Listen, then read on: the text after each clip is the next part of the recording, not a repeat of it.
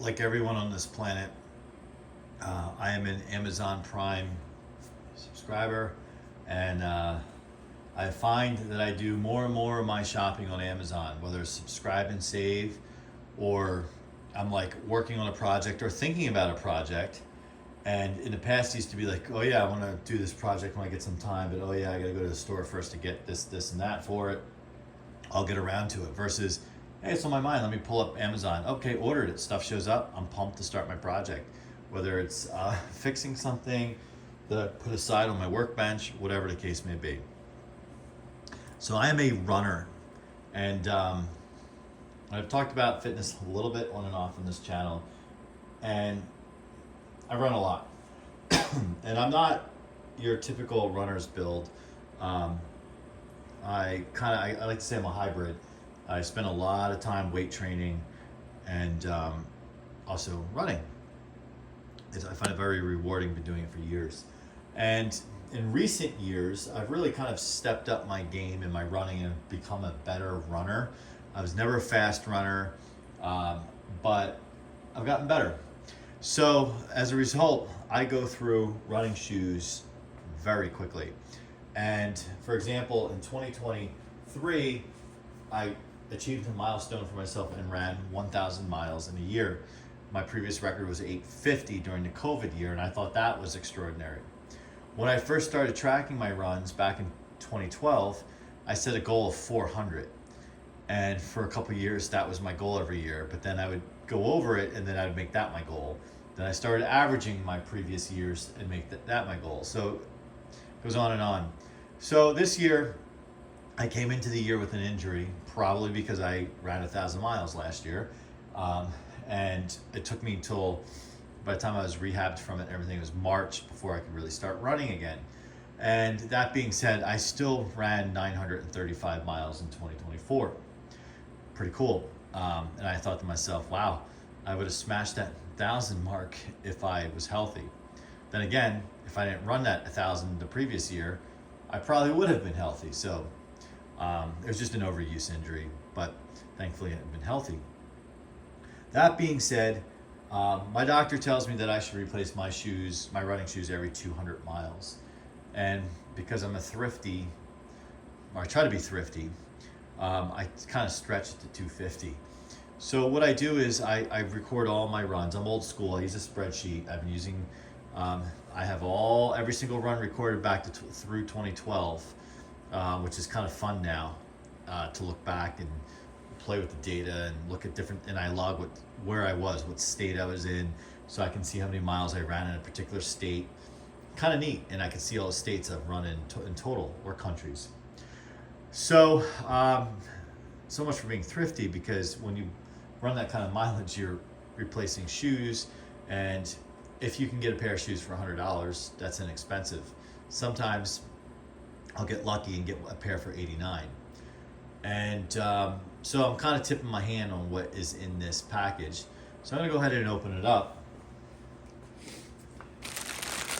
And the other thing I should say is, while I'm opening this, is if you follow the channel, you know I have multiple locations. I work basically, let's call it in the Midwest, and I have a Midwest location, as I refer to it.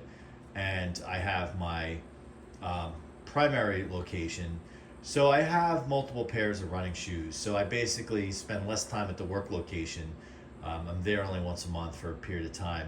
So I keep, when I get to that magical number of 250, I take my old shoes and put them there. So I actually run well beyond 250.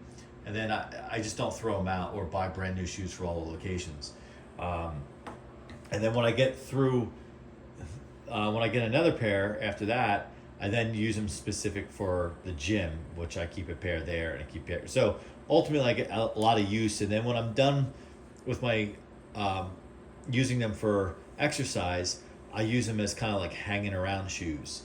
And then after that, I use them for yard shoes. So I basically get about 2 years out of every pair of running shoes I buy, and that kind of to me justifies, if I'm buying 3-4 pairs a year because I'm blowing through them, it kind of softens the blow a little bit, because then I just continue to wear them. as hangout shoes or working in the yard, mowing the lawn kind of thing. And I feel like I start to get my money's worth out of it. Although, even if I just use them for the $250, that's getting my money's worth out of it because it's an investment in my body. So I'm an Asics guy. I used to be a Nike guy, but I haven't been a Nike guy in probably 15 years plus. And the reason being is I was Nike Air all the time. And I'm leaving the box. Here we go. I used to be a Nike guy all the time. And then I bought a pair of Nike Airs. At that time, they were probably like $120. This was in the 2000s, which I thought was exorbitant. This is before I had Amazon. I would just go to the store and buy them. Maybe I bought them online. I don't remember, because you used to be able to buy, you probably still can, new shoes off of eBay. So I think that's what I did. I bought them from an eBay seller. Like, they weren't used or anything. And like an eBay store. And what happened was, I ran in them one time and the bladder blew out. The air, it was like having a flat tire. And the eBay seller would not take them back. I wrote a letter to Nike. They were like, too bad. And that was a lot of money.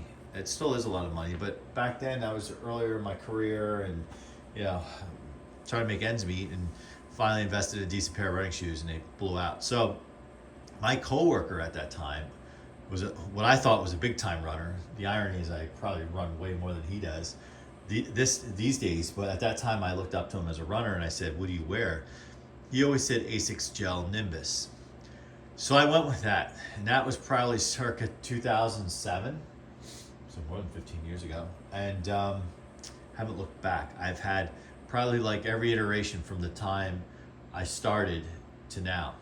Now, they always have a number like Gel Nimbus 25 or whatever. Whenever I go to buy a pair, I try to, because they usually have the previous model like left over. I always try to buy the previous model because that's where you can try to get them for like $100. Sometimes you get lucky and you'll find a model that's like 2 or 3 years back. They're brand new, of course. It's like new old stock, and they're really cheap, like $80 something. $80 is still a lot of money. But when you're using them in 2.5 months or so, you're retiring them from running already. It adds up. So sometimes I end up buying doubles of shoes. Like, I'll have a pair I've had for like a year or so, and I told you what I do with them after I'm done running in them, and then I come across them on Amazon again as brand new. I buy them, and that can get confusing, especially in the dark when you're getting ready and you have two of the same pairs, but there's ways around that. So these are, I really like this color. These are the Gel Nimbus. I think I had to go with, at least the 20, I don't remember what number. Which one? It's funny how they don't even say it on it. Anyway, oh yeah, 25. I went with 25s. So I hate change, like most people. And what I've noticed, this is my first pair with the thicker, looks like the thicker sole and the lesser of this part, right? I don't really necessarily like that look, but I really don't buy these for looks, honestly. I really try to buy a color because I have so many pairs of running shoes for different reasons. I just try to buy a different color, so it's easier to spot. Blue happens to be my favorite color in this case. So for example, like I have, these are dedicated gym shoes at this point in time. These are, I'll show you, so these are 24s. So you can see the difference. Like, see what I'm talking about with the sole and I guess the body, or whatever you want to call it, the fabric. 24s to 25s. Tread pattern. This will be a new tread pattern for the 25s. Like, I remember when it switched to this, and I was like, oh, like, I don't know if I like that. Now I'm looking at this, will I like that? It's very interesting. I feel like they weigh the same. So there's that, and then a pair, do I have them right here? Yes. I have a pair of kind of hanging out shoes at this point in time, which seem ancient. A pair of 21s. So these are gel Nimbus 21s. Like look at the tread pattern there. You can see you can see how they're worn. These are just hangout shoes at this point. I would not run in these. No, I actually over the time had two exact same pairs of these.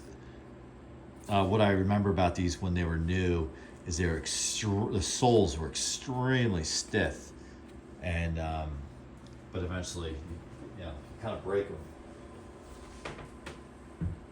So that there is just kind of an example. So at the pace I'm on right now, so I like to break them in.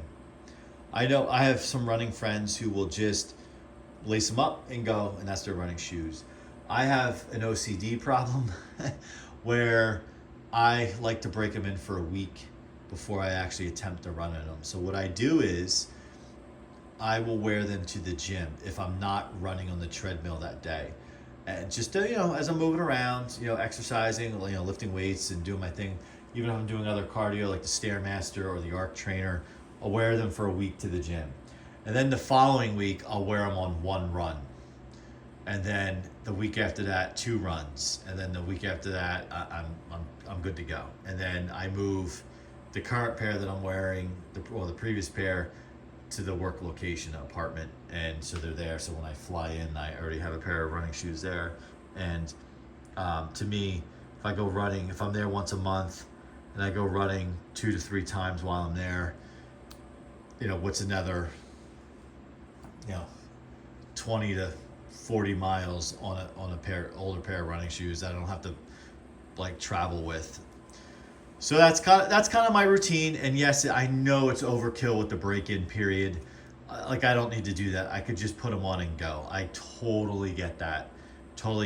But for me, it's not so much about like worrying about breaking in and like getting like blisters or anything. It has nothing to do with that. For me, I get so used to how a certain pair of shoes feel.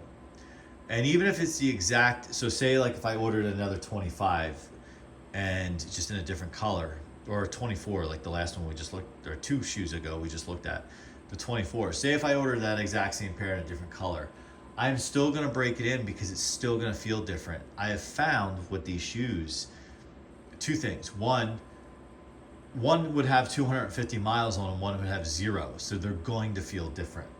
The new one's gonna feel like it has so much more cushion in it. So that feels different. And then the other part of it is,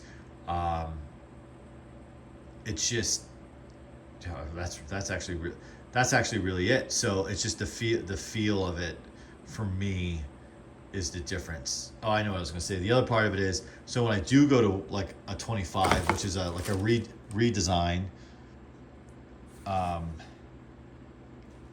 which I don't like the big thick white. It makes it look heavy, big and heavy, but it's actually not heavy. But then again, I say that a lot of times about the new ones, and then I wear them. I'm like, oh, these are the best pair I've ever had. So that can end up being the case.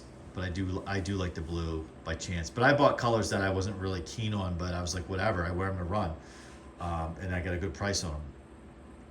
So if you, any of the followers of this channel or anyone sees this video, if you're a runner, to give you an indication, I'm 6 foot, 200 pounds, and it's muscle.